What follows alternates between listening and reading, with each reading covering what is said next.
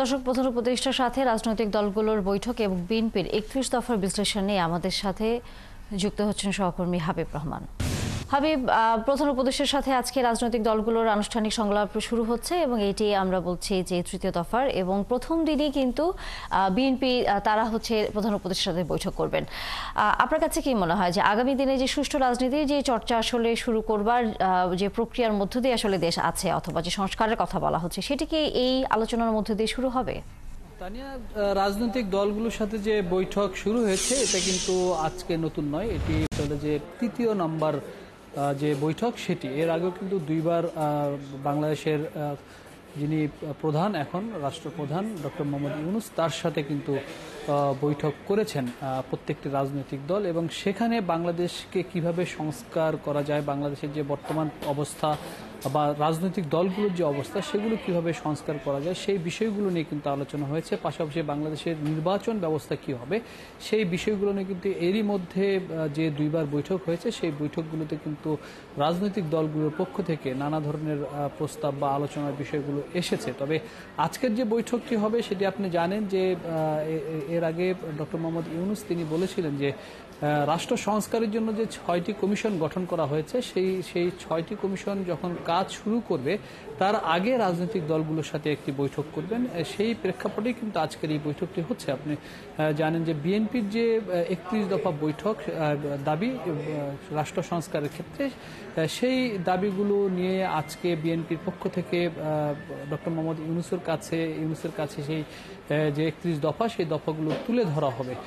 সেক্ষেত্রে বলা চলে যে যেহেতু প্রত্যেকটি রাজনৈতিক দলের সাথে বৈঠক হচ্ছে, সেক্ষেত্রে একটি ভালো দিক বা ভালো একটি ফলাফল বের হয়ে আসার সম্ভাবনা রয়েছে। তবে একটি প্রশ্ন কিন্তু থেকে যায়, সেটি হলো আপনি জানেন যে বাংলাদেশের সর্ববৃহৎ দুটি দল, সেটি হলো একটি বাংলাদেশ জাতীয়তাবাদী দল বিএনপি এবং বাংলাদেশ আওয়ামী লীগ। কাজেই এখানে যেহেতু আওয়ামী লীগের যেহেতু গণ অভ্যুত্থানের কারণে স্বৈর শাসক বা স্বৈরাচার যে পদ নিয়ে কিন্তু গণ অভ্যুত্থানের কারণে শেখ হাসিনা সরকারকে পদত্যাগ করতে হয়েছে এবং শেখ হাসিনাকে দেশ থেকে চলে যেতে হয়েছে। কাজেই এখানে আওয়ামী লীগের একটি বিশাল একটি ভোট বাংলাদেশে রয়েছে।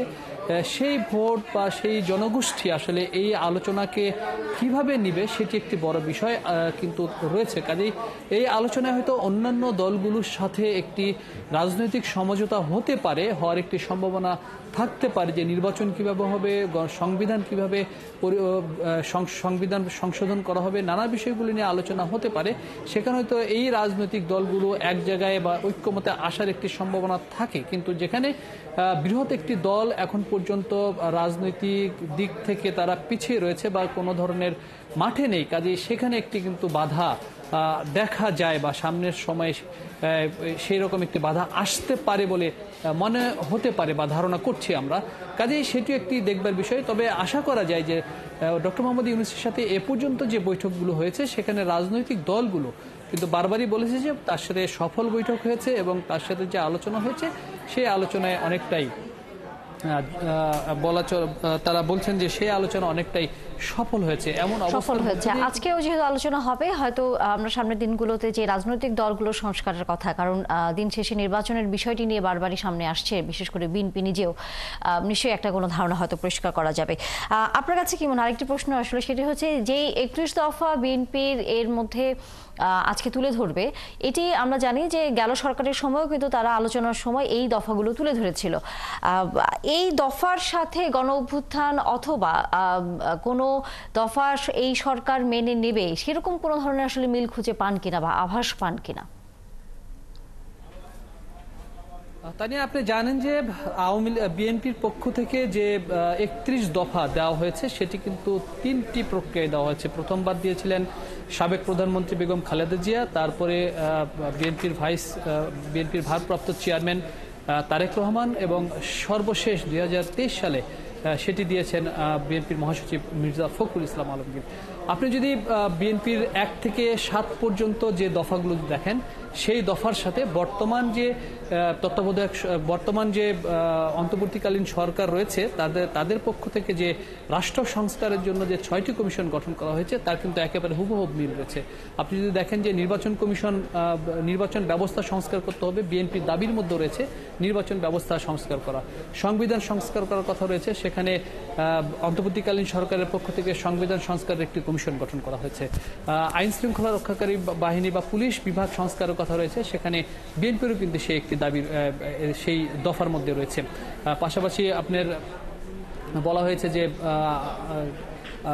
দুর্নীতি দমন কমিশন সংস্কার করা, সেটি কিন্তু বিএনপির পক্ষ থেকে একটি দাবি রাখা হয়েছে। অর্থাৎ আপনি যদি 1 থেকে 7 পর্যন্ত বিএনপির দাবির সাথে বর্তমান সরকারের 6টি যে সংস্কার কমিশনের দাবি যদি আপনি দেখেন, যে সংস্কার করার বিষয়গুলো দেখেন, সেখানে কিন্তু হুবহু একই রকম দাবিগুলো কিন্তু তোলা হচ্ছে। অর্থাৎ সেই বিএনপি যে বিষয়গুলো বলেছে যে দুইবারের বেশি প্রধানমন্ত্রী কেউ থাকতে পারবে না, এখানে কিন্তু এই সরকারের যে সংস্কার বিষয়গুলো সেখানে কিন্তু এই দাবিগুলো রয়েছে। অর্থাৎ যে 31 দফা বিএনপি রয়েছে, সেই 31 দফা বিএনপির পক্ষ থেকে দেওয়া হয়েছে, সেই অনেকটা হুবহু মিল কিন্তু আমরা এখানে দেখতে পাচ্ছি। তবে সেখানে আসলে এই সরকারের পক্ষ থেকে, যে অন্তর্বর্তীকালীন সরকারের পক্ষ থেকে সেই সংস্কারগুলো কিভাবে করা হবে, কোন প্রক্রিয়ায় করা হবে, সেটির সাথে হয়তো বিএনপির ভেতরের যে দাবিগুলোর যে পয়েন্টগুলো রয়েছে সেখানে হয়তো শতভাগ মিল নাও থাকতে পারে, তবে দাবিগুলো কিন্তু একই রকম আমরা দেখতে। কাজেই গণঅভ্যুত্থানের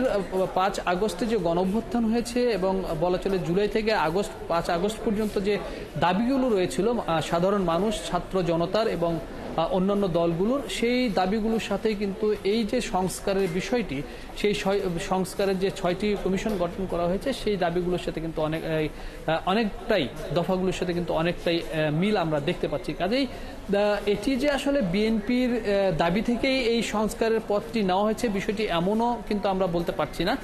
তবে একটি বিষয় বলা যায় যে জনগণের যে দাবি ছিল বিভিন্ন সময়ে এই জুলাই গণঅভ্যুত্থান এবং জুলাই এবং আগস্টের গণঅভ্যুত্থানের আগেও কিন্তু জনগণের দাবি ছিল যে রাষ্ট্র সংস্কার করতে হবে, পাশাপাশি নির্বাচন ব্যবস্থা পরিবর্তন, সংবিধানের। অর্থাৎ জনগণের দাবির প্রেক্ষিতে যে ধরনের সংস্কার আসলে জনগণ দেখতে চায় বাংলাদেশের ভেতরে, সেগুলোকে মাথায় রেখে রাজনৈতিক দলগুলো আসলে প্রস্তাব দিচ্ছে। এবং যেহেতু আজকে আনুষ্ঠানিক আবারও বৈঠক শুরু হচ্ছে, দেখা যাক শেষ পর্যন্ত আসলে সরকারের পক্ষ থেকে কি কি সংস্কার বা কি কি উদ্যোগ আসলে নেওয়া হয় সামনের দিনগুলোর জন্য। অসংখ্য ধন্যবাদ হাবিব রহমান, যুক্ত হয়ে আপনি আমাদের সাথে এই বিষয়ে বিস্তারিত জানানোর জন্য।